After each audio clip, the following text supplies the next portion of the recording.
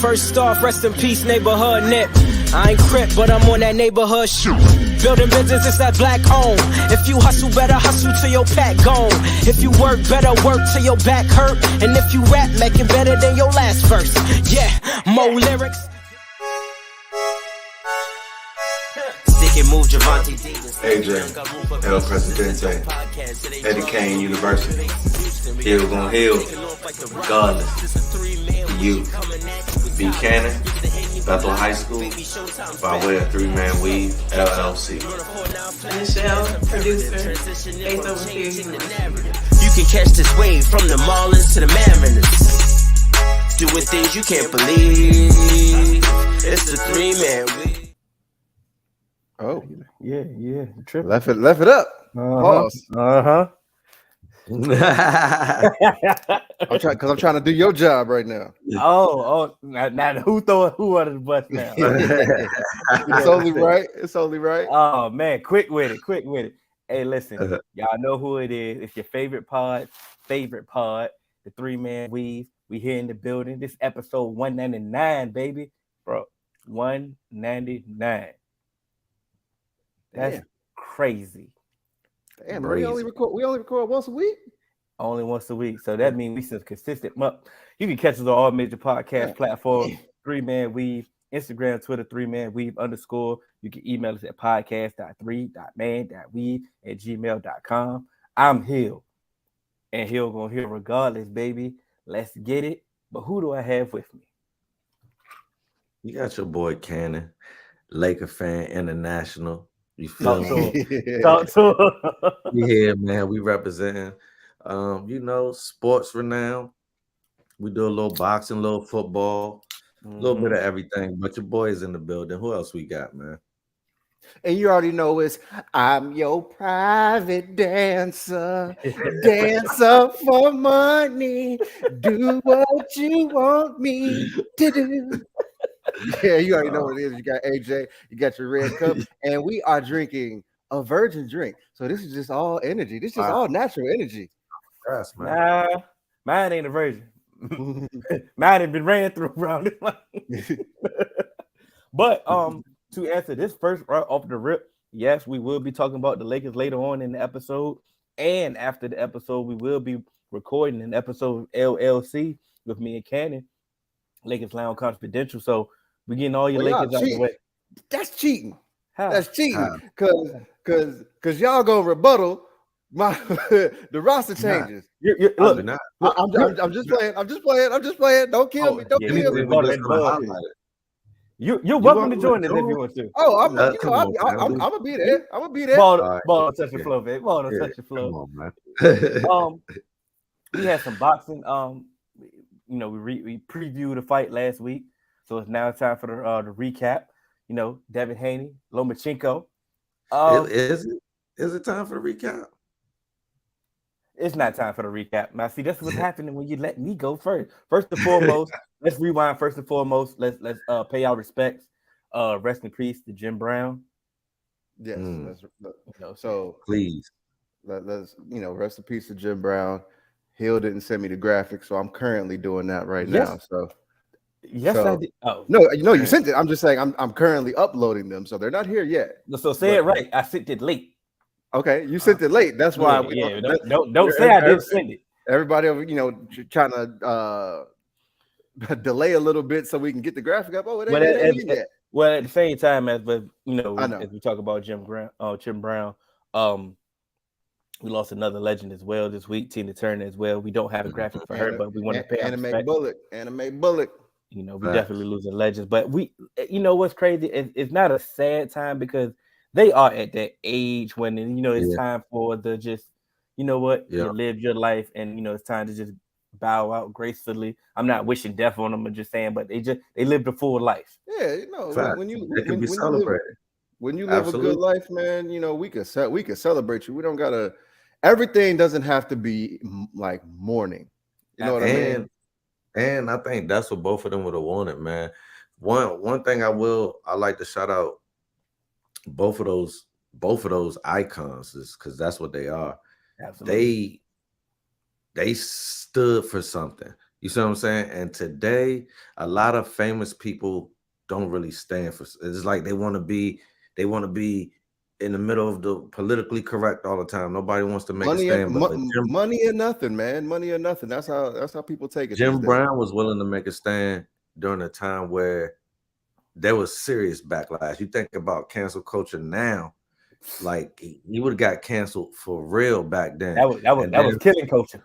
Yeah, and then for Tina Turner, we all know what she went through, far as domestically, and you know how hard it is for people to get out of those type situations, let alone for it to happen on the stage that she was on, for her to take back control of her life and do more in music after Ike than she did with Ike. Is just speaks to her character as well. So just like to your point, Hill, we should celebrate these icons, man.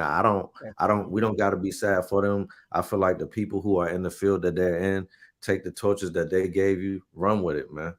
Run with it, make them proud. And I believe that is one of the biggest things that, when you say like the celebrities of this time, they're a little bit different and they're afraid to step out there and, take that ridicule, take that criticism because of the opportunity to be canceled. But what a lot of people fail to realize is if you do that, you will gain some support from a fan base that can become loyal to you and maintain your level of riches that you aspire to have. So you may offend some, but that's not everybody. And so to me, that's one of the things that cancel culture kind of misses, and a lot of Black people we fail to realize is we are very quick to cancel our own and cast our own aside. And don't get me wrong, there are some people that need to be canceled, but sometimes there's people that because mass media says, oh, they made this comment, it's time to cancel them, it's time to boycott them, and this and that, and we go along with it. It's like, hold on, wait a minute, like that's one of our own, and they aren't as quick to do that to one of their own. They may ridicule them publicly, but they won't just cast them aside and say, oh, this person is never going to work another day here. Nah, they're a little bit more understanding. So I think that we also should be giving a lot of grace to ours. And that takes me to kind of my comments on Jim Brown. Like we said, if Jim Brown was Jim Brown in 2020, 2023, or whatever, he would be looked at in a completely different light. Mm-hmm. But a lot of people have to separate certain things like from that time, because yes, what he did was terrible. But as generations go, like people always talk about Elvis, and Elvis should be canceled, but no one has ever canceled Elvis for the things that he's done, because what he was doing back in that time. What you talking about, bro? Jim Brown beating women. Jim Brown was a violent man towards women. You know what's crazy? I just found that out. Right, but that's my point. So it's just like as people have the information at their fingertips a little bit more in this generation than they did back then, people are trying to go back in time and retroactively cancel people for things and things back in certain times. But once again, it's selective, because we still have President's Day. We still celebrate presidents who were slave owners. We still celebrate presidents who were rapists. We still celebrate presidents who did all these things. But yet people will pick and choose who we retroactively go back and cancel. So once again, you have to take everything. You have to take everything and kind of, my favorite word, nuance. Mm-hmm. If Jim Brown was doing the shit that he was doing in the 60s and stuff like that, now, oh, he would be finished. But also, would Jim Brown also be a little bit more evolved in his thinking? And so you have to, bro. There's this Latin phrase, bro, called "sits and Laban."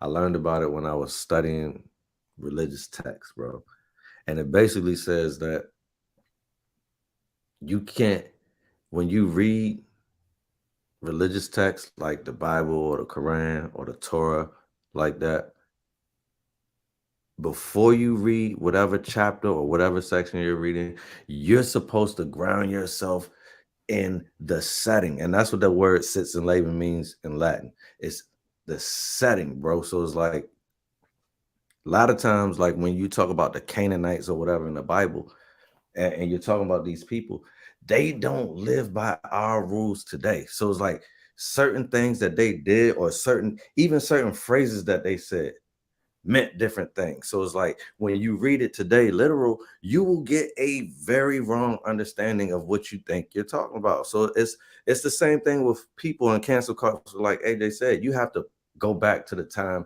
and the setting it. And it's like, bro, like Jim Brown definitely had his issue with women, and that's definitely documented. But it's like at the same time, we don't know all the facts. Who are we to judge? And he also did a lot of great things as well. It's like Eric would say, you used to be able to beat your wife on the court steps on the Sunday in Virginia. Definitely in Virginia, for sure. Times are way different back then. Does it make it right? Let me highlight. Does not make it right. But it's also the time and place, and that setting is very important when you're talking about historical facts. Right, and I'm also not saying let's give him a pass. So what I'm saying is, this is a conversation to be had. This is a way to build better and to understand, hey, this is where things were at one point in time in history, and look at how we've evolved. And that just shows you that it is possible for us as humans to continue to evolve and change our mind, like change our way of thinking, and understand, hey, what used to be acceptable doesn't always mean it's right. Slavery was accepted. Doesn't mean it's right. Okay. They got past it. Spousal abuse was accepted. Doesn't mean it's right. And so that just goes to show, like, hey, some of these things that people have issues with now, we need to have a conversation and just say, hey, look, that's just a part of growing, because something new, something being introduced that is different to your way of thinking and your teachings doesn't necessarily mean it's right or wrong. But where does it lie morality wise? And I think that's where people need to start opening their mind and growing, because it'll help people's thinking. Don't just be so quick to be like, oh, nah, like records because he beat women. Well, hold on now. Ain't nobody passed. I didn't want to laugh while you was talking when I read it, bro. Like Miss King was, and look at John's version. But he said we got to that. Yeah, they got past it, because they definitely did. Yeah, because they don't even want to teach it no more in certain states. In fact, they want you gonna be in trouble if you try to. Oh my God. But once again, that goes back to, hey, don't try and get rid of this shit. Learn from it. That's all we've tried. Come back. And they want to forget it. Yeah, they trying to erase it. Yeah, it's okay, man. Forget about it. Forget about it. Take 9/11 out the books. It was just some buildings. Oh, forget about it. All right, you want to get what float? What's speaking of New York? Fuck out of here. On a lighter note, our guy Carmelo.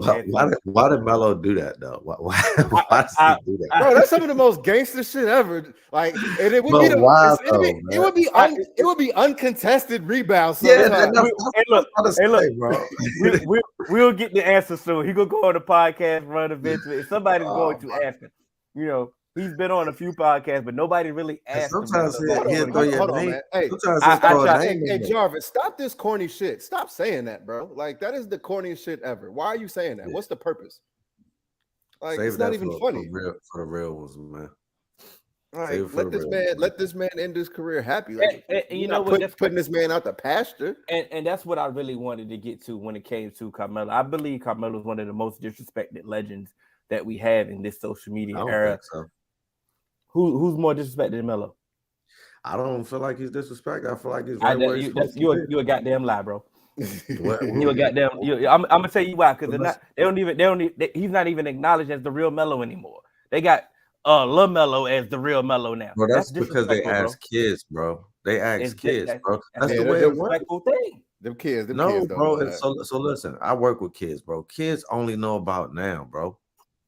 That's it. They know because LaMelo Ball is the one that's playing right now, and Melo is not. And remember Melo had the high school highlights shooting from half court and all that. And so that was a joke. They purposely asked kids. If they would have asked adults, they would have all said Carmelo Anthony, bro. That's the whole point of that little video. But when it comes to other adults as well, he gets disrespected as well, bro. Like I feel he like gets some disrespected. Like man.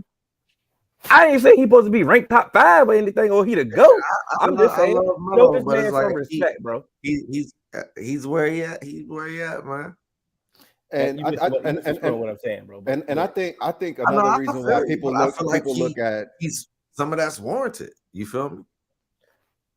I believe people look at his career because of, like I've said, one thing that diminishes people is this ring culture shit. Like, because Carmelo doesn't have a ring, people just diminish all of his other accomplishments. Like, oh, he wasn't never really that guy. But when you ask people in the NBA and you be like, oh, who was Carmelo? Oh, we had to go to work when we played Carmelo. And so to me, say what you want about Carmelo in his generation, his offensive game was second to none. He's the top 10 scorer of all time. You know what I mean? So you're not getting through a scoring list without he could do it because he could do it all on like in every area of the court. And I was listening to Howard Bryant talk about Jason Tatum and how, like why his game kind of falters, and is inconsistent in the playoffs sometimes. He said because Jason Tatum just plays basketball. He doesn't really have a plan sometimes when he scores.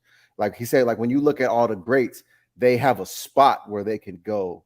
And it's just like, that's an automatic bucket. And he said, Jason Tatum takes a lot of tough shots, but doesn't have a really tough place. And then when I thought about Melo, I looked at Melo and was like, his spot was damn near everywhere. But when Melo got you on that little elbow and he backed you down, it was done, bro. It was unstoppable. It was unstoppable. But he definitely was everywhere. He was everywhere. But he could do it all. He could face you up, back you down, pull from three, all of it. And the reason why I say that he's one of the most disrespected players in the social media era, let me say that, because I believe he was a victim of LeBron fans. Let's be honest. He was one of the first rivals when it comes to the fans era of, oh, I'm a Melo fan. Oh, I'm a Bron fan. Let's collide with our fanhood. And I believe that since he did not have the success that, others had, he caught a lot of strays or caught a lot of criticism, unwarranted, some warranted. Like, let's be honest. He had some failures as well. Like I said, I'm not saying that he's, exempt from criticism, but I'm just saying some of it was a little exceeding, it's crossing the line when it comes to it. It's like, it's okay. Like, where are we saying? Have the accolades, and that's why he just doesn't have the ring. Yeah, he has the accolades. He just doesn't have the ring. Some of the other accolades, it's some of the other accolades as well. So it's just like when you talk about the all-time greats at his position, so it's like he played the three. So it's like, you know what I'm saying? Like Scottie Pippen is somebody that he gotta be measured up against. That's a real someone who can hit all over the floor like Melo, but also play defense. You feel what I'm saying? So it's like it ain't just the LeBron thing. It's also and I hate that we have to even bring this up because we should just be celebrating Melo. But it's that's what I've been trying to do. Right. Sometimes when Melo Melo used to have to play himself into shape. You see what I'm saying? You heard what he said when the rest of them was going in, they was on the Kobe playing. That was not for him. So it's like, if that's not for you, don't be disappointed where your legacy lands at. Your legacy land where you put the work in at. But that's the same. But that's the same with Kobe. That's the same thing that Luka. That's the same thing that Luka does. But Luka gets all of the hype and the praise, and for now, he's automatically won't be long term. Me and Hill have already talked about that. Look at his body, bro. It's the same no, thing. But that's what I'm. But that's my point. People look at Luka already different. Like if you like, people will already look at Luka different. Social media era. They won't for long. That's the they point. Will cancel him quicker than they ever canceled Melo. Promise. Oh, they're not canceling one of theirs because he hasn't done any. He really won't have the accolades. You feel what I'm saying? I can speak for myself on it. So are we giving the same grace for CP3 or Dame if they retire without a ring? For me personally, yes, I'm going to celebrate them when it's time to. What do you mean the same grace? Like I was giving Melo grace before you conveniently disrespected him. I didn't disrespect Melo. I respect everything that Melo did and give him props for everything that he did. Melo is a great player. Like I don't have nothing to say about him. I'm saying that that some of that disrespect that you said is warranted. That's all I'm saying.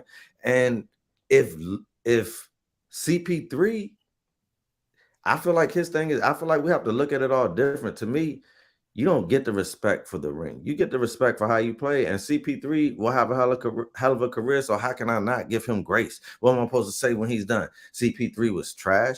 No, I'm going to say the exact same thing about CP3 when he's done that I said when he was here, bro. He was great, but he just couldn't get it done. You know what I'm saying? And it's mostly because he played on better teams once he was older, and that ain't really his fault. One, David Stern blocked a chance for him to be a part of a dynasty, so it's like, you know what I'm saying? And what I will say, even when CP3 got older, like you could tell his presence, like that OKC team he was on. Remember, that was a terrible team. He got there, and that team looked different. When he came to the Suns had come off a little bit of bubble success, but you could tell his presence upgraded from what they had with Ricky Rubio. And I was initially kind of in my long-term bag when we initially got CP3, but it was just like, hey, it worked. I can't say it was a complete success because we didn't get a ring. Hey, but bro, I saw the Suns in a championship game. That's something you know what I mean? Like, we had like 10 losing seasons prior to that. I'm about to say, yeah, any success you can't get, Yeah, like so I can't hate it. And season before we move on, is Melo top 10 in his position? Yes, for me. I think so. Yeah, I think it might be 5. You know what I'm saying? Right. And hold on. Can I address Eric's comment real quick? See here, you feel like I'm disrespectful. I give Melo his respect. No. I'm talking about this. I hate you. So I can fuck with you. Right. So Eric says Dame is just doing it to himself at this point. But but also people can't have it both ways. You can't like people talk. That's what I'm saying. So people want it both ways. You can't say Dame is just doing it himself, but then complain when stars go team up with other stars and go other places. Like, so you can't have it both ways. If Dame is saying, hey, I'm gonna try and do it homegrown and I'm not gonna go team up with somebody, and he doesn't get a ring, but you can't clown him but then clown him after he retires. When people go team up with people, you say, oh, those rings don't count. I mean, he just teamed up though. So we gonna see Dame. Now he's no longer by himself, so we can get rid of that. Who he team up with? Chauncey Billups. He gonna have somebody. Because it's coming, right? He's gonna have somebody. They got the third pick. They gonna get him Kyle Kuzma, bro. Bro. If they don't get nobody this year, bro, then he got to roll, man. But I feel like they have to, so I feel like they're gonna get somebody this year, man. But how old is Dame? We've been talking about like they have to for how long? Dame is what, 30, 31, 30? Nah, is he? Look it up. Somebody look it up. I'm on it. Oh, what does that mean? I feel like basketball players can play deep if they take care of your body. You know what I'm saying? Luka last season, me and Hill was watching at the beginning of the season. We like, yo, this Luka was big at the beginning of last season. He had to play into Dame will be 33 by the time the season starts. He'll be 33. He turned 33 in July. Damn, he got my mama birthday. Dame older than I thought. Yeah. They got to get somebody in this shit, bro. He That's say, not big enough. he say, you better hurry up, goddamn. That boy only got a couple more than That boy got 2 years. He got a couple more than Hold on. When Dame came in the league? 20 hold on. Let's see. He came in the league 2012. 2012. Dang. So why is he 33? How old is Steph? He graduated when he was, I think he was 4 years. He went to Weber State. Yeah, he came in at 22. He wasn't. He wasn't no younger. That hurt him. Yeah, you lose them years because Steph came in 2010. Sophomore season. Yeah. But and even then, right? But Steph came in at 21, so he was just young in college. Steph 35. Yeah, what I'm saying? Yeah. Steph can play longer because he just can shoot. Dame can shoot too, man. Maybe Dame can play long. We'll see. Damn, time has flown, man. Mm-hmm. Like for us right here, we already 25 minutes in. We about to recap this fight. Zion got the body of a 36-year-old. How we even get on Zion, man? Ain't no we. Right. No. Ain't no we. That's E. But with all seriousness, Melo is he's definitely top at his position. So if you look at small forwards all time, and I'm not going in any particular order, just talking about the greats, you have Larry Bird, Scottie Pippen, LeBron James, Carmelo Anthony. You can it's Kevin Durant. Dr. J. I thought he played the 4. Nah, he was at the 3. No, he was at the 3. He's at the 3. That's before my time. So y'all, well, Dr. J. I'm about to say y'all went to high school together. I'm about to say who the hell up? Who we missing those? You know what I'm saying? We named pretty much all the top ones of the last back to Dr. J. So who we missing? James Worthy. Oh yeah, we could put Worthy in there. Melo's still top 10. The logo, Jerry West. I thought Jerry West was a guard. Elgin Baylor. Some of these could be fact checked, but I think them last two is West was a guard. And then sometimes, man, then right now, like with the way positions are now, the way positions is positionless, that you can just throw them in there. Yeah, you can just start throwing people in there. Get John Havlicek out my face. I think Havlicek is a guard too, man. I don't give a damn what he is. If you don't get, but I think Havlicek, y'all was just saying stuff. I gotta pull this up, man. You don't get Mad Dog out of here. Anyway, we had a fight this weekend, bro. Devin Haney, Lomachenko was a great win. Is what we asked for. Was a great fight, and I was completely Tony. I'm about to block y'all. How do I?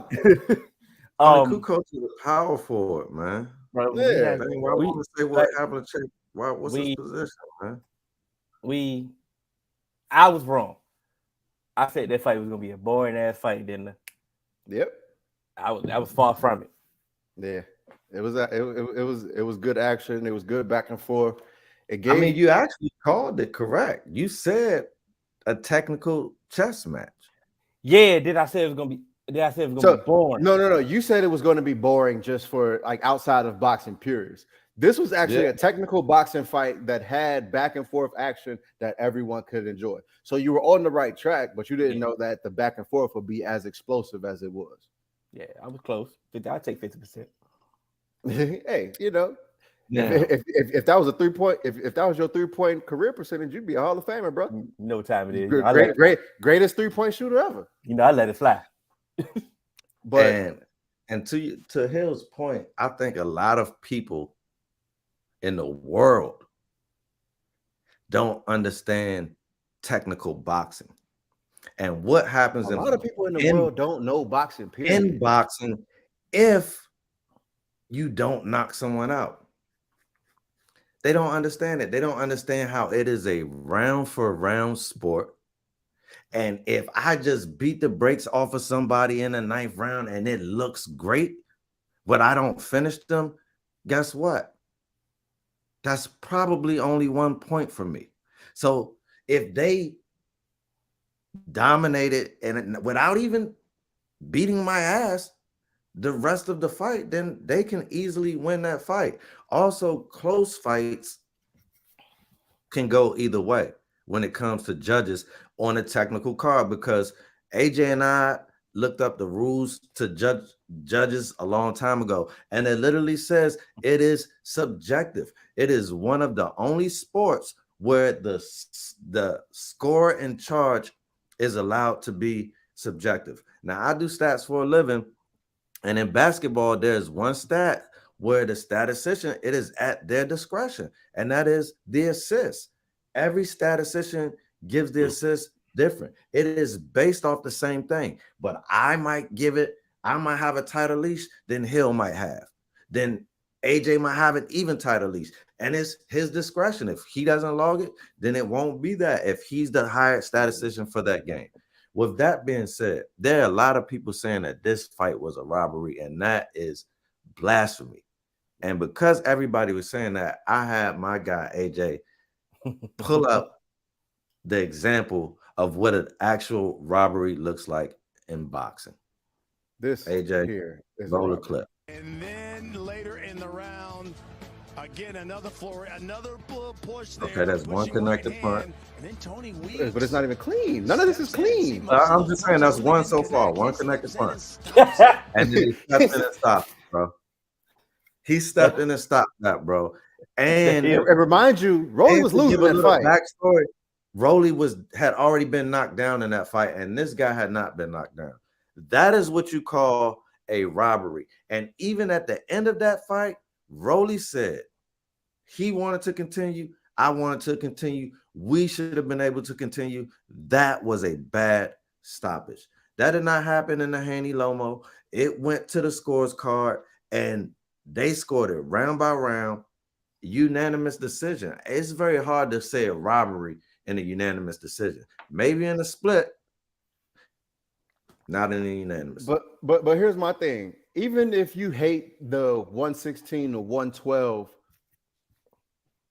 scorecard, even if you hate that, which is completely understandable to me, if you hate that scorecard, that doesn't mean that it's a robbery, like Cannon said, in a close fight, because it is at your discretion. We've talked about this in prior fights. I believe it was Canelo versus Triple G where we had those conversations where it's like, you know what? It depends on what the judge is looking for. A judge could be looking for ring generalship. A judge could be looking for clean punches. A judge can be looking for counter punching. A judge can be looking for, all of those things in totality. A judge could just be looking at, who threw the most punches? You threw the most punches. It looks like you controlled the fight, but how did they land? So all those things are different. And so this is why 116, 112 is not a robbery, because in those rounds, that was a robbery. I knew I should have jumped in. Go ahead. Yeah, that's a robbery. Don't worry about it. I'm gonna still say it. Yeah, but 116, 112 is not a robbery, because if you're doing it 115 to 113, that's still around for Haney. Like, that's still a scorecard for Haney winning the fight. The only even if you say, it should have been a draw, how can something subjective that you in your mind you say, hey, this should be a tie, be a robbery? And also, even if you have Lomachenko winning the fight 115, 113, that is only 2 rounds swinging the other way, which can be, that shit is subjective. So unless it's like a 120, or it's like if we got like a 5 point, 6 point, 7 point difference on certain cards, then we need to be talking about, something is wrong in this scoring. Right now, it's a tight fight.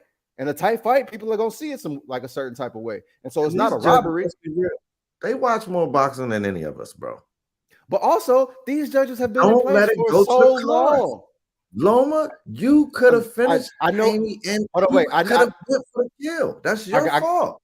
I gotta let Hill go because I don't want to take his point. Go ahead. So go ahead, Hill, before I steal your point. Thank you, because I want to commend both of you brothers, because my point formulated because both of what you guys have taught me. First off was, Candy said it last week. Ducking is what got us here, right? So let's leave. Let's take this one point right here. Ducking is what got us here.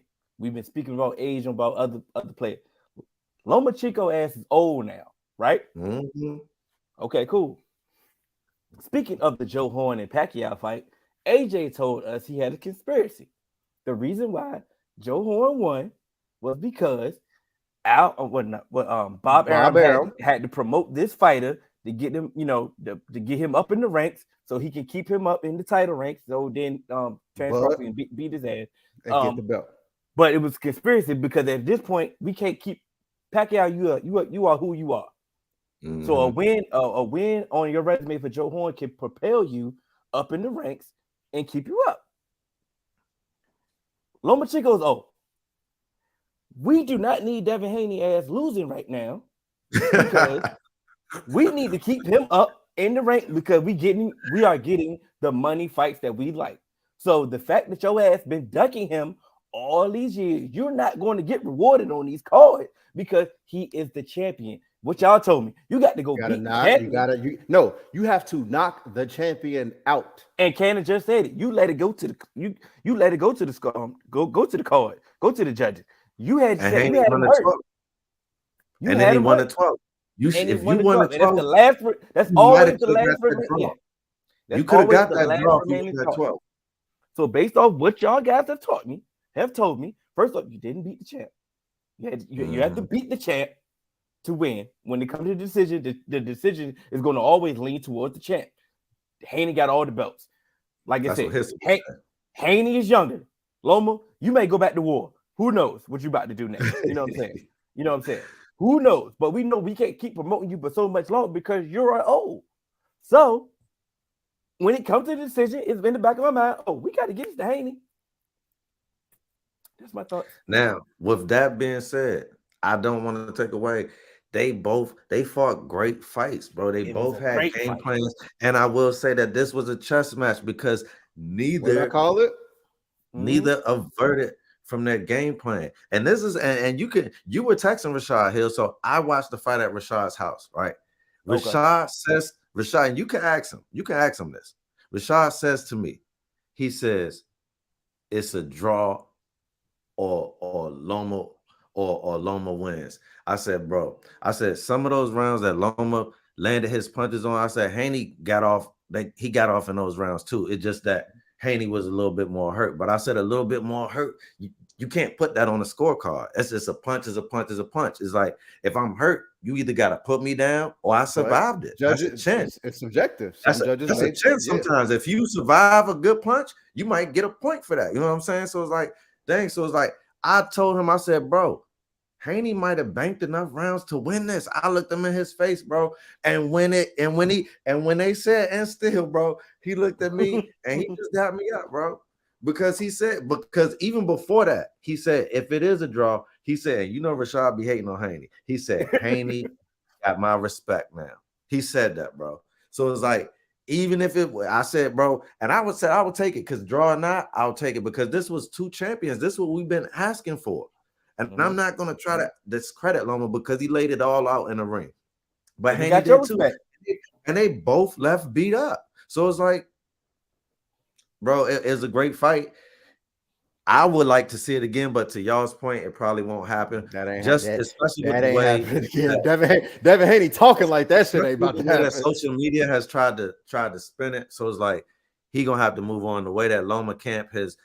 Here's the thing: when you lose in a sport, regardless, you're supposed to just take it. We've seen boxers get robbed, and they just say, "Hey, I should have never let it go to the scorecard." You know what I'm saying? And just remember how I gave Ryan Garcia an applause for how he handled the post fight. Ryan Garcia handled his law, but that wasn't no cheating. You know what I'm saying? Because sometimes he got, but even still, that like just he handled it with grace. Like he which is why I'm excited to see his next fight because he earned some respect. He lost, but he earned respect from me, and because remember I used to say like, bro, paper champion, but I really feel like that kid got heart, man. More than a lot of people because he is somebody who ain't about ducking, bro. And remember what he did to get in the ring and the concessions he made, and that people like that people don't listen to that. And so, real quick, did y'all get your points out? Because I want to address a couple of the comments real quick. Did you like my point? Oh, of course. Yeah, good job, Hill. You ain't casual no more, bro. You reference us. How can you not like? You know what I mean? We need to move on in. So what I want to get to is Eric said, should Haney fight Shakur next? And Jarvis said that's a no-brainer. When I think Devin Haney shouldn't even look Shakur Stevens' way right now. Like Shakur hasn't done enough to be on the plane of Haney. And I'm trying to figure out. I want somebody right now in the chat to tell me and AJ who Shakur has fought to get him a shot at the undisputed title. Now, Haney is with Loma. That's a 7th title defense. 7th title defense. 4 of which those people had belts before. So it's like, bro, it's not a money fight. No. And see, this is why it's like, bro, tell me, skill-wise, who has Shakur beaten? Because AJ and I have seen this man struggle against lesser opponents, bro. I just don't want to see nobody get in there and get outclassed, bro. I've seen him struggle when he shouldn't have struggled. And yes, you're gonna say Haney struggled, but Haney struggled with a world champion. World champion. Can I play devil's advocate? Of course. We've been advocates of. Matter of fact, this is going to be direct. This is going to be directed at Cannon. You've been very adamant about people ducking people. Like I say, prime example. If Haney would have fought Lomachenko when he really originally wanted to fight him, he would have got his ass whipped. Yeah, you know what I'm saying? He would have beat Haney's ass. You know, so now it's essentially the same thing at this point. Now, of course, that's why y'all don't want to see the fight. But same thing with Tilo. No. If he would have fought Tilo, then but also your first, but you can't have it both ways, okay? Because you also be like, oh, you ducked them, and then next thing you know, you mad when the fight gets booked. But the fight is hot. So it's like, which one do we want? Do we want to see the fights, or do we want them to be actually built up? Let me explain what I want. I want the perfect marriage, bro. I want people not to duck when you. Oh, it don't got to be perfect, but I want people to duck when you. I don't want them to duck when people deserve it. You feel what I'm saying? Mm-hmm. Like what Tank did this time. Ryan Garcia called him out. At this point, he deserved it. Mm-hmm. If he would have not fought Ryan Garcia this time, that would have been bad ducking. You see what I'm saying? And for what? If you can come out there and perform like that, you see what I'm saying? So it's like, bro, like that's what I'm saying. But I feel like Shakur has to fight somebody else of notoriety before he gets the champ. I don't consider this not ducking. I feel like this is earning stripes. It's the same way that Lomachenko told Haney, you're not ready yet. Mm-hmm. So what Haney do? Go and get the belts, come back. How many people would have doubled back after they got the belts? He could have just skipped past Lomo, bro. A lot of people would have. Yeah. And that's why I really like Devin Haney, because he is a boxing throwback, regardless of what people think. Is he a knockout artist? No. But that's why I say he's a boxing throwback. You know what I'm saying? I'm glad you, AJ, get your point off, because I do have a boxing question that I need to ask. But it can wait to the end. Well, go ahead. I can add, they always say, speaking of Haney, he doesn't have knockout power. Okay, boom. We speak about people that, like, why can't boxers develop that? Like, for example, before you answer, I know, before you answer, like, okay, boom, you see a prospect, you see a football prospect, oh yeah, he just need to get stronger when he play in the NFL. He just get strong, and boom, they get in the weight room, and they put on. You can develop that in football, but sometimes they just don't get like. But you can't develop ball hawking skills in football. You see what I'm saying? Certain things born with. So what I'm asking is, okay, boom, if why is it knockout power? Why is that not generated in the weight room? Because it ain't really power. It's a sweet science. It's the perfect punch. You see what I'm saying? Chemistry. Body composition, body chemistry.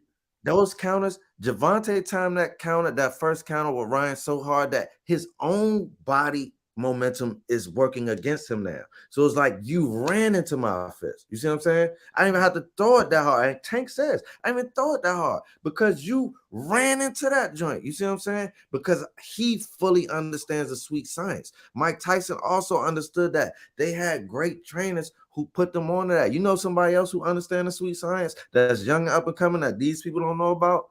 Trayvon the Sniper Marshall, bro. He understands it, bro, because those perfect counters is like in baseball. Big Poppy said, if you get that thing right, I don't even gotta swing all the way through and put on my thing. It's just purpose. I just placed the bet out there, bro. Saying baseball was very on point, Cannon, because it's like when you play baseball, you realize that you're putting a round bat on a round ball. And so the area for you to actually generate power is very, very slim.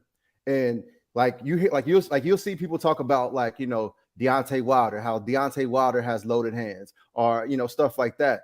But also, when you start to see someone go against higher quality opponents, the power don't hit the same, because that person knows how to maneuver their body. They know how to roll with punches. They know how to take punches, and they're like, it's a back and forth. So yes, Shakur, I was talking to my bro earlier today about some of the fights, and like what I said, Shakur has pillow hands. Like, he's technical as hell. He got speed, but with his speed, he don't know how to sit down on his punches. He don't know how to drive on his punches. He doesn't generate the torque. And some of that stuff is just natural body composition. It's the same way in baseball, where it's just like, hey, why he's not a power hitter?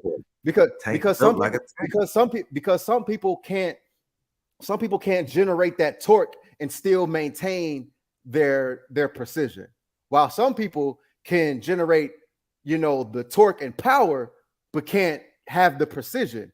But some people can marry the two and have both. That's just like that's just like when we talk about Deontay Wilder. Oh, Deontay Wilder, he was knocking motherfuckers out, this and that. But then when you got somebody like Tyson Fury who can do both, he dropped him though. He dropped him, but I don't know how he got up, bro. But that's what I was about to say. Some of that stuff that Deontay hit them other dudes with, they not getting up. But Tyson Fury getting up.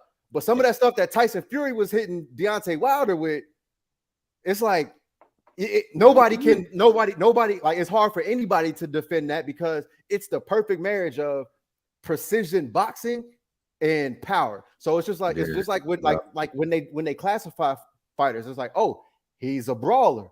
Oh, he's a technician. Oh, he's a power puncher. He's a boxer puncher. And those boxer punchers, like, there's nothing wrong with whatever you choose. It's nothing wrong with whatever you choose, but whatever you choose. And I know it's not a problem. I know, style. Everybody have a different style. You know what I'm saying? But I was just like, damn, if you're telling me I don't have knockout power, it's not something that you can really develop. But here's that's the thing, that's why I didn't understand. Like, he's like a 50% knockout though. He got some knockouts on his resume. He doesn't have knockouts of people, like AJ said, who are not known being knocked out. His last guys that he's faced, right? Lenars, not known for being knocked out. You know what I'm saying? Lenars put Loma down. You know what I'm saying? Loma actually won that fight, but he put Loma down. Cambosis, even though we didn't know him a lot, he's not known for being knocked down. You know what I'm saying? Jojo Diaz, not known for being knocked down. These are people, undefeated people that he got good chance. You know what I'm saying? So it's like, you're not just gonna knock these people down, because nobody has. And now it's just Loma. Only person that knocked Loma down was Teofimo Lopez. That really that put him down and won. So I want to go back to the original point where we want to see what we want to see Haney do next. Obviously, let me go last, because I literally have a game plan for Haney. Like Ryan Garcia. I don't think you don't deserve Tank either. Even though you have all the belts. He should never step in the ring with Tank right now. You should not, because especially after we seen with Loma, you need to fight Ryan Garcia at 140. I honestly think you're having a tough time, and I truly think Devin Haney might be more powerful at 140 because he's naturally a big guy. So it's like, he don't have to dehydrate himself. And I think that's what Ryan Garcia understood too. That's why he went up. So it's like, I feel like, go up there, fight Ryan Garcia if he wins his fight, because then he make a fight. I don't think he didn't. Not yet. Because he just switched his trainer. That's what he did. Try to make a fight with Ryan Garcia, bro. One, if that's the money fight that Jarvis is talking about, neither one of you have belts. You're new to a joint. It will be good for you, and it will be a statement if you beat him. If you beat him, I will say Let's see the technician against the power puncher. But you got to beat him first. You got to beat somebody who I know is going to come in and really try to take you out. Because Garcia ain't going to be fucking around like Loma. He going to try to close you in the second round. He ain't going to wait to the 7th. Can I go? I say let me go last because I got a whole plan laid out for Haney. Let's be real. When Tank dropped Garcia put the most work we probably ever seen done on Tank minus Pitbull. Mm-hmm. He was letting them things go. Yeah. Go ahead, Hill. I think when we were talking about the money fight, I think he should do everything in his power to fight Tank. I don't know if Tank is going to accept it because Tank don't have to accept it. You know, he the A fighter, he the big dog. When it comes to the money, they really belong to him. Tank don't care about the belts. Tank I'm want about to fight. I'm about to say. You told me that last time. Like he a prize fighter. Tank. He is a prize fighter. Line him up. I'm gonna beat him down. Yeah. But he said he want to go and get those guys though and clean them up though. Yeah. So as far as money, as far as money, you should definitely do everything in your power to try to get a Tank fight. Necessarily not saying Tank going to accept. Not saying it might not happen. If you do decide to move up, because I don't think that Shakur's thing is going to happen because basically Shakur is in top rank and obviously. Based on how Haney been reacting, he definitely double top rank. Gonna be able to do it. So I don't think that's gonna happen anytime soon. Especially and Shakur gotta have a bigger draw. Yeah, and I don't think that's gonna happen. But I think that if you move up, what Josh Taylor and T.O. fighting at? Okay, let me give my plan real quick. You mean go ahead. Fighting at 140? Yeah. So here's my plan. Haney needs to move up to 140. Ryan Garcia has already said that he's moving up to 140. Both of those fighters should do a tune-up fight. I think with Haney, it's plenty of fighters up there that he can fight, and he can also, he can tune up, but also will give him a little bit of test at 140. Even if he wants to do the Teofimo Josh Taylor loser or winner, whichever one he wants to do, he can do that. It's plenty of names up there. We've heard, people like talk about Regis Prograis for people like Tank Davis. Why not Haney go up there and fight Regis Prograis? Because Haney has a belt, I think it was with the WBC, he actually can go up there and get some of these these bigger name fights. Yeah, I was gonna say that you automatically can get a title fight because you got a belt. Right. So Ryan Garcia, he's already up at 140, and just from from projection, he's already above some of these fighters. And I believe one of the publication has him as rank 6. So I believe he's top 10 across the board at 140 already. So he can get a fighter like Jose Ramirez, Jack Cottrell, people like that. They can get some tough fights, but people that they could possibly beat as warm-ups. Get their names up there, and if they want to, they can fight each other, because to me, that builds up their name. Ryan Garcia, I've already talked about his following. Haney builds up his following, or they can both go after Josh Taylor or some of these other top 140 guys, actually get belts up there. And then now you got the at 140. Yeah, Josh Taylor I think it's Josh Taylor and Regis Prograis at the top right now at 140. Yeah. Okay, Eric asked, who do you want Shakur to fight? And I said Frank Martin. I want to see Shakur fight Frank Martin. And also Devin stays at 135 and you can't get the Tank fight. That's another fight that I would take before Shakur, just because he's been humble and played his role. Am I mistaken? Is it Frank Martin PBC? I don't know his. I ain't even gonna lie. He might be. I think you might be right. He might be with Heyman. I think he PBC. Yeah. So we know we're not seeing that fight. Yeah. If that's the case. Let me y'all talk. I'm talking about Shakur and Frank Martin. So yeah, I'm talking about that for those two. They're gonna have to start coming across the aisle to get this money, bro. Nobody's gonna get money. How many times we seen people come across the aisle? I mean, we just seen them do it. Who? Because Haney independent. Frank Martin is And PBC. Javonte's independent. There's Bud is independent. That's how these fights are gonna start being made, bro. Yeah, but you only just But named three at the top. hold on, but wait, but wasn't Javonte on PBC? Javonte still technically PBC. No, he's a partnership though, but it's so with Haney and Javonte, he can do what he wants. Javonte has GTD, Javonte Tank Davis Promotions, which he doesn't. No one. He's signed to them. So anything that they do, we gotta be in a partnership. So it could be on a fight by fight basis. If you got the biggest bag for me, I'm gonna work with you, Al Heyman, and PBC or whoever you want. Same thing with Devin. That's how he was able to come and do this deal with Top Rank. He normally messes with my guy Matchbox, Eddie Hearn, and it sounds like he want to get back with him. He can do whatever he wants because Floyd showed him the blueprint. Floyd also showed Javonte. On your own, that way you can make the fights that you can be in charge of making the fights, bro. Which is true, but the people that you named, those Shakur is on the Top Rank, Frank Martin's on the PBC. You know, a lot of these people still are under young fellas. So you know, but you know, don't be that long. You know what's crazy? Another fighter that's on Top Rank, I don't see Bob Arum making them fight. Yeah, exactly. So you get best chances.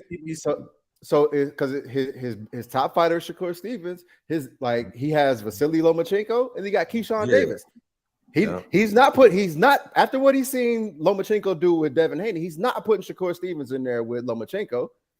And Keyshawn Davis is on the rise right now, so he don't want to put Shakur in the ring with Keyshawn because that takes away one of his Keyshawn, bro. Shoot. So now we back at our impasse of we ain't gonna see some of these fights that we want to see. It's gonna take a while to get them because of the business. I bet you Shakur Stevens. I'm calling it now. He'll be in the fight with he'll be in the ring with Raymond Muratalla very soon. Pretty much. And if he struggle with that, I'm done with him. Yeah, and I don't want to hear no more of this mess that y'all talking about, man. Because remember, I told you Shakur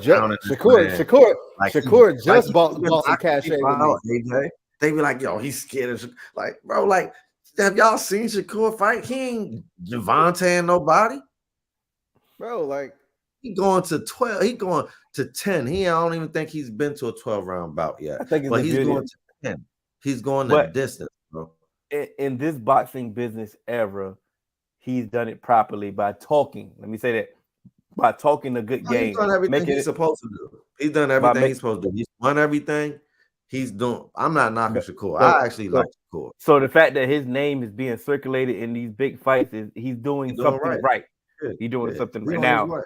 Now, what your critique is in the actual ring, but the business side outside of that is he's also done his job in the ring too. I haven't liked the way he's done his job, but a win is a win is a win. My thing is the fans acting like he's done way more than he has because somebody tweeted or said his name or you seen one clip and you got excited without even doing the back. Have you really watched his fights? Most people know because they can't. When I get into conversations in a group with these people, they can't tell me who Shakur has fought because they ain't watched these fights here. Ain't like Shakur been pay-per-view headliner, bro. He had some Friday night fights, bro. Fights, yeah. Because I'm about to say a lot of people don't even know when he came when he exactly, bro. His joint's been on regular ESPN. On Jahad Tucker might have fought on one of his joints. You know what I'm saying? Before we move on, AJ, can you read that? Yeah, give me a second. So, pretty much our guy Caleb Plant. Mm-hmm. He basically mirrored some of the stuff that we said. Close fight wins and L's aren't robberies. Y'all knock it off, shaking my head. Mm-hmm. One judge had it wide, and I agree. But y'all can't/won't even enjoy the fights y'all beg for because you rather cry robbery on a fight that probably could go 115, 113. Either way, hell of a fight by both guys. And the fight the fellas put on is what boxing needs. And this is where we become, immune. I think we've been immune to not getting the fights that we're not even appreciating the fights that we're getting. We getting all the fights we wanted this year, bro. This year, who predicted? We predicted it. You predicted it, right? We predicted it. You're right. Because once again, you can only duck for so long, right? Mm-hmm. Okay. So that's the problem. I think because we all do it. We done it. After the Haney fight, what we say? Oh, he ain't ready for Tank. You know what I'm saying? Oh, Plant. Oh yeah. Oh, he better get Canelo. You know what I'm saying? Canelo. Yeah. You know, we do this instantly. As soon as the fight is over, it's like we can't even get the decision before we ready for the next fight. Right. I definitely enjoyed that fight, man. I was on the edge of my seat. So at some point, we do got to appreciate what we're getting because this is what we asked for. It's what we asked for.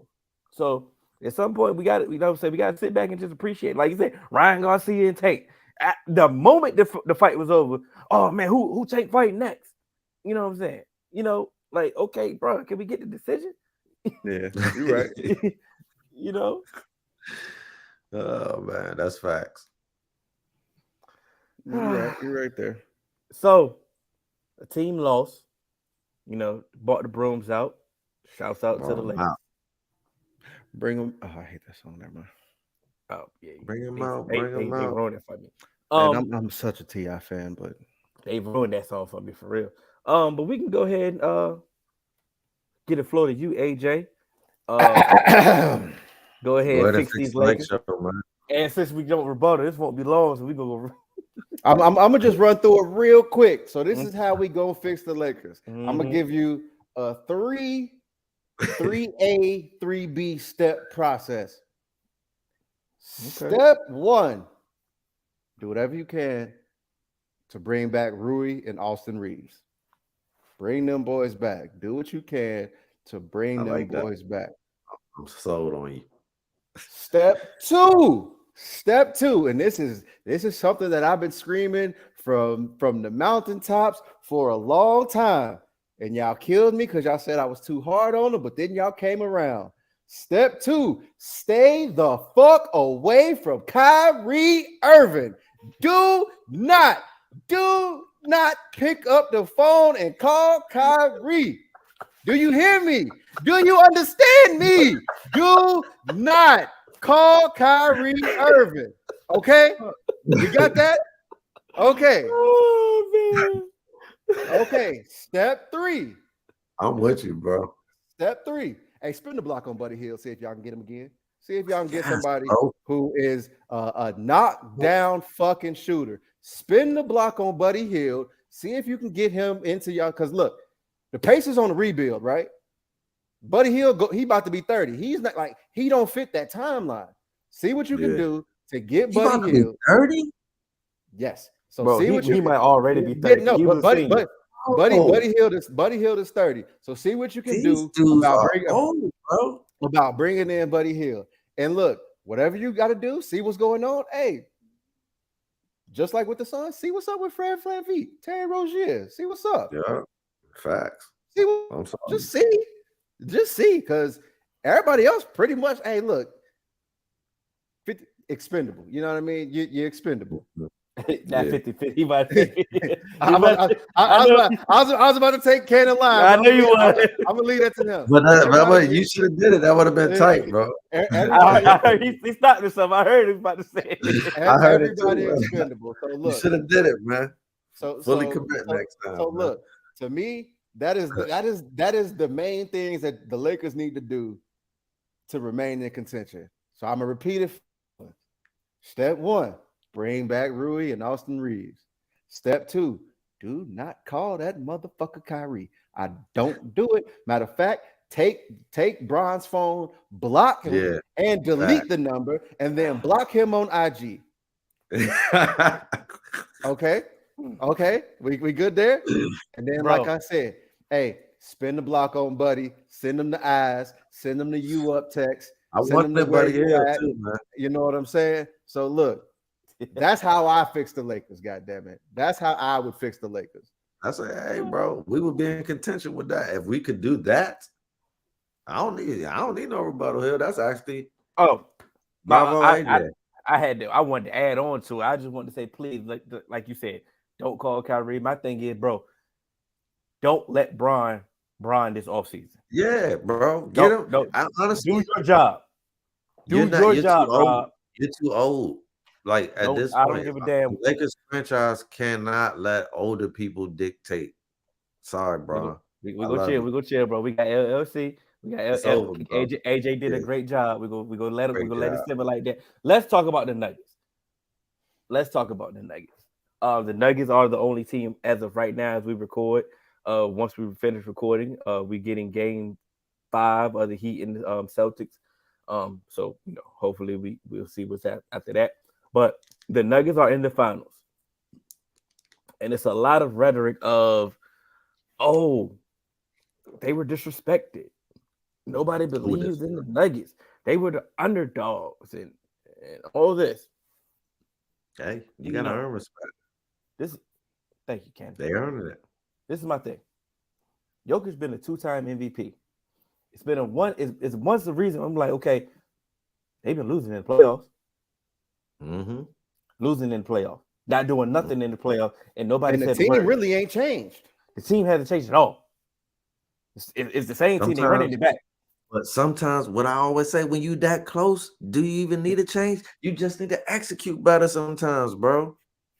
So it's weird that all this underdog rhetoric, and it's gonna sound like hate because okay, my team lost to them, but just keep listening.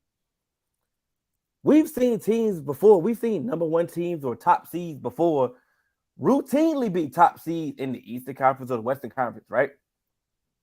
And get to the playoffs and do nothing. Mm-hmm. Whoever those players are, though, they get criticism. Jokic was a 2-time MVP, and nobody said a word. They just let him win MVPs and let him lose in the playoffs. Shit, they still killing Joel right now. You got to get out the second round. You feel what I'm saying? You got to. Ain't rightfully so. But when it came to Jokic, I was. Because what did we do? Yeah, because what do we do? We hold motherfuckers accountable. And now with the simple fact that okay, cool. You didn't believe. Okay, let's say you didn't believe in Jamal Murray. The last time Murray went off was in the bubble. Okay, y'all didn't respect the bubble, right? The bubble was a joke, right? I did. I'm not talking to you, Ken. You know what I'm saying? Mm-hmm. But remember the bubble wasn't real. So when Murray went off in the bubble, nobody believed in Murray then because it's a bubble. He regressed to his mean. Then he gets hurt. That was good. And what they do? They lose. Mm-hmm. Murray goes off again, and where they end up? In the conference finals. I guess. They get to the conference finals again. So once he goes off, they go to the conference finals. Who's the X factor? Jamal. Okay. And this time he had some help. Yeah, other people contributed this time. Michael Porter Jr., Aaron Gordon. Yeah. That's a hell of a top 4. That's a top 4 right there, yo. Did they really? But David Brown was timely buckets and good defense, man. Being scrappy. And KCP.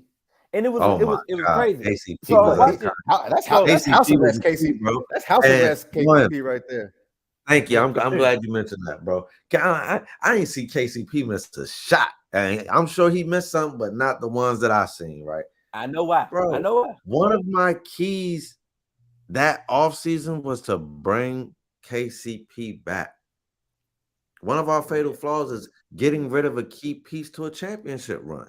You just don't do that. And guess what? Someone else took him, and that might be what they need, bro. If they are to beat the Heat, I guarantee you KCP is going to be crucial to that. So hold on, Ken. You say if they beat the Heat? I'm counting Boston out, bro. Oh, okay. And if they make it, then this will be one of the times where I should have just listened to my own philosophies and not count my eggs before they hatch. But I'm counting them out, man. But I'm sitting there watching KCP ball, right? I'm like, bro, this is 3 for 4 from 3. I'm like, he ain't do this with us. And I'm like, and I'm hating, obviously, because with the opposing team. He was doing that for us, though. But they was running an actual offensive system. Mm-hmm. Like they're running plays. Bro, we don't win the bubble without KCP, bro. So it might not have been like that, but he was doing his damn job. Absolutely. But my thing, the reason why he's going the house arrest messed him up. The reason why he was going off for Denver because, like I said, they're actually running play. He just ain't standing in the corner just waiting for Bron to pass him or waiting for Jokic to pass him. Like they're running sets, they're running plays. He's running in motion. He's catching the ball. Why can't Bron teams run sets, bro? Like I hate it. Come on now. We gonna come on. We get us out of here, then, man. Come on, Alex. We got places to be. But when it comes to the Nuggets, like I say, all year they've been balling. Like I said, Jokic's been balling. He elevated his game, but you're like, damn, how can a 2-time MVP elevate his game again? And he's progressively getting better. You know, Murray, far removed from his ACL injury, getting comfortable. Like I said, Michael Porter Jr., that is definitely, it's a superstar in there somewhere. He still hasn't reached that, but it's in there. Like you get the glimpses. And that's what I'm saying. I don't think he'll ever reach getting healthy is the most important thing. But absolutely. But having that ability to kind of do the things that he can do offensively, that gives them an advantage that a lot of teams don't have coming from their number 3 option, where he could literally go off for anything at any given time. You know what I mean? And some player like for and also, like I said, let's get to Aaron Gordon, somebody that's playing a role. You know, now he's a role player. He's better than he might be technically better than a role player. But that's the thing, and that's what I'm saying. So now they got to play in a role. He could be your number 3. Yeah, he could be your number 3 for some teams, but allowing him to be a number 4 allows him to even be in a better position, because now he can sit there, he can knock down threes, but then he can do the scrappy stuff in the paint, get boards and all of that stuff, and allow Jokic to kind of roam around at the top of the key if he wants to to trigger the offense and do doing what Jokic does. It literally fits what they need. Like they have the pieces. Then you got, like you said, you got a KCP 3-and-D, defensive minded 3-and-D. That's a real 3-and-D. Playing his role, knowing his role. He comes in the building knowing his role. Then you get a Bruce Brown coming off the bench, somebody that knows his role, playing way better than what he played in Brooklyn. Like you said, he doing things that I didn't even think that he had in his arsenal. But I think he feels comfortable, and once again, when you understand what you're asking me to do, and then it don't change. Like I've been on the team since day one. Think about it. Yeah. When you've been on the team day one, your role doesn't have to change. Your role, you understand your role. You can excel in your role. It's different when you was going, like you say, Lakers had a whole new team, bro, after the trade deadline. That's a whole new team. So they still trying to gel and understand what they're trying to do. So when you got a Nuggets team that has continuity from the jump, from the entire season, when you get to a series, they don't have to become a chameleon. They already know who they are.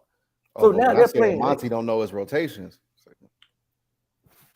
Hey, he should have figured it out. He only had 6 games. He lost, right? Yeah, we lost. And he gonna have to figure his rotations out somewhere. Who else lost, right? He didn't have enough players for rotation. Who else lost? We lost, right? Yeah, no, y'all did. I got you. To a team that has some continuity.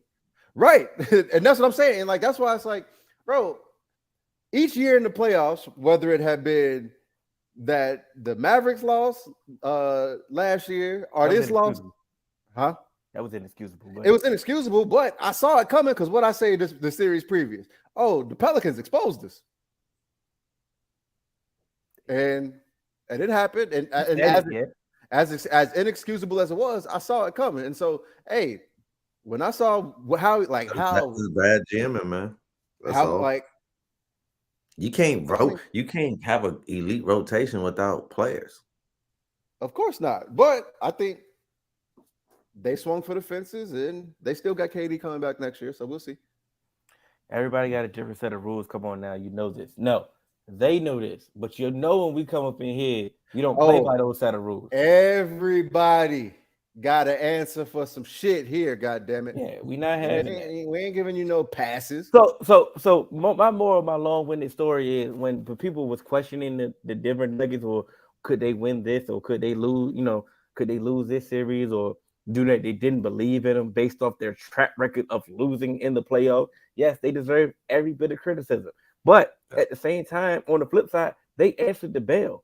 They knew what time it was. They felt the disrespect, and they used the disrespect as fuel. And ain't nothing wrong with that.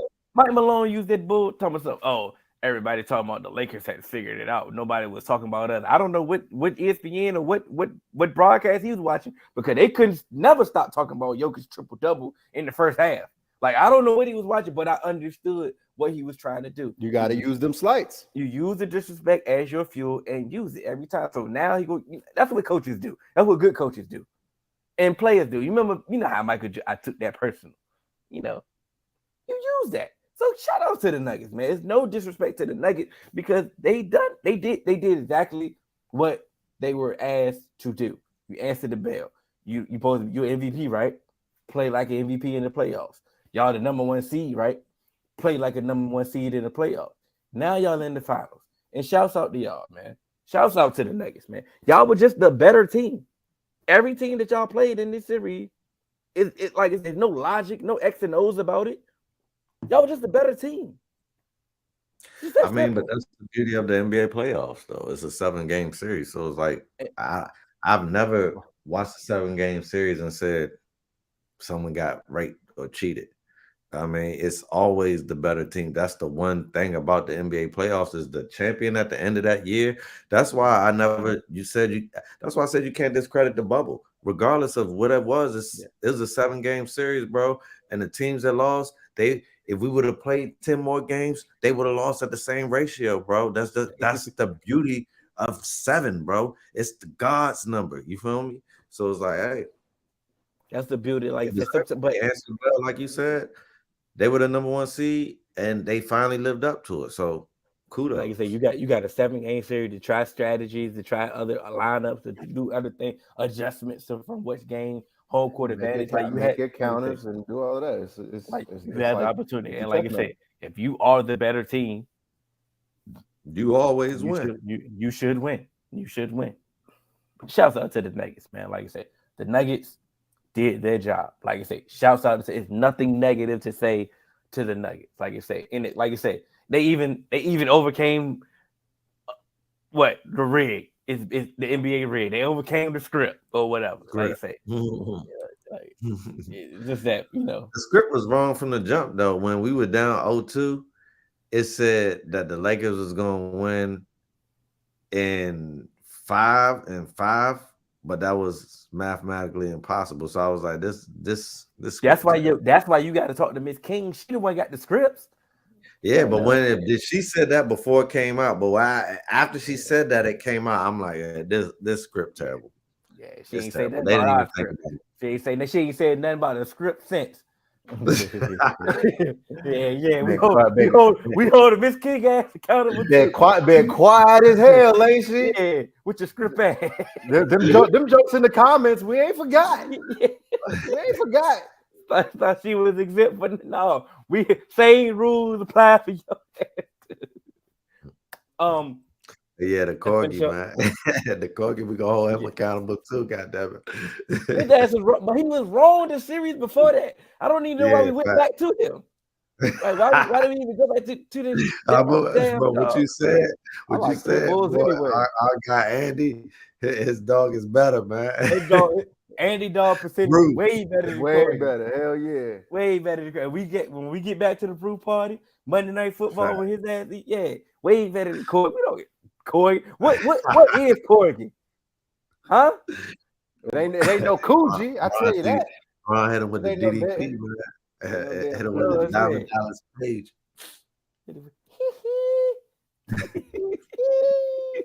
Give a damn about no damn Corgi. That's not a good place for that. No, it wasn't, but it is what it is. I mean, we getting ready for LFC, but we got the Eastern Conference Finals tonight, 8:30. Cannon already alluded to that this series is going to be over tonight. For my parlay, it needs to be. It's going to be over tonight. Vincent is hurt, so I don't know. I don't know how hurt he is. I don't think so. Is he? Boy, I need Max Strus to give me 30 then. I think my thing is, this is my thing. Like, I get it. If they continue to lose, the pressure is going to be more and more pressure on the Heat. I get it. I just do not see them losing. I don't see Jimmy Butler led team game 6 4 straight. I don't see it. I just don't see it. I know it's my favorite player. Call me by Tyson, Jackson, Jordan, Butler, game 6. It ain't gonna get past 6, bro. Because if it goes to 6, Jimmy DNA is gonna be activated, bro. Just like his pop. And Jordan don't go to game 7s. You feel me? Like father, like son, yo. Like father, like son. He gonna take that personal, right? Mm-hmm. Yeah. He might take it personal. He gonna say, "Oh, they needed just one." Said, "Don't let us win one," and I took that person. But in all objectivity, if any team could do it with the talent that the Celtics they got the talent, bro. They can't do it, and I really wouldn't be surprised if they did it. So, like I said, all objectivity, definitely not. You know, definitely not. But at the same time, even me giving them that credit, you know, not just hating on them or not, I just don't see Jimmy Butler led team. I don't give a damn. Eric's supposed to coach team. I don't give a damn. Who you say? Who you say out? Vincent out? Vincent out? Yeah. Bro, I could be playing point guard with Jimmy Butler right now. He ain't letting this thing lose. Because, bro, all this playoffs, I've been like, yo, why is every shot? I'm like, yo, bro, this is Vincent, bro. Like, no, it's not supposed to go down like that. And when you lose to the Heat, you have to go back and say you let Vincent cook, bro. That's why you lost. We cut from that cloth. He giving them pop super stuff. You can't let neither one of them cook, bro. We cut from that cloth, bro. Cut from that cloth, bro. The Vincents. Boy, all right. Y'all gotta do LLC, goddamn it. Caleb Martin, they cut from that heel cloth, bro. Everybody ain't cut from that heel cloth, bro. Y'all gotta have it. And y'all gonna find out when we have our basketball tournament and my team kick y'all team ass. You know what I'm saying? It's just that simple. Y'all better hope we better have a one team. Because if it's my team versus y'all team, my team kicking y'all team ass. You sound like the corgi, man. Yeah. well, roof, goddammit. Y'all catch us on all major podcast platforms. 3Man Weave, Instagram, Twitter, 3Man Weave _. You can email us at podcast.3.man.weave@gmail.com. I'm Hill. It's AJ. It's Cannon. Like I say, right after this, we will be recording LLC. I'm about to give you something right quick. We dropped the ball, but I got Terrence Crawford, and we're gonna see y'all in the comments. We got time. We got plenty of time, but we dropped the ball, man. I got Terrence Crawford. Y'all in the comments. Come on, man. You know it's Spence, man down. It's strap season, bro. You know what time it is. I have a fish fry, man. Hey, I'll be there. I'm gonna drink Bud Lights. All right. Pause. I think I gotta pause that. I'm in. I'm in. It's out of here, bro. Yeah, we got. Hey.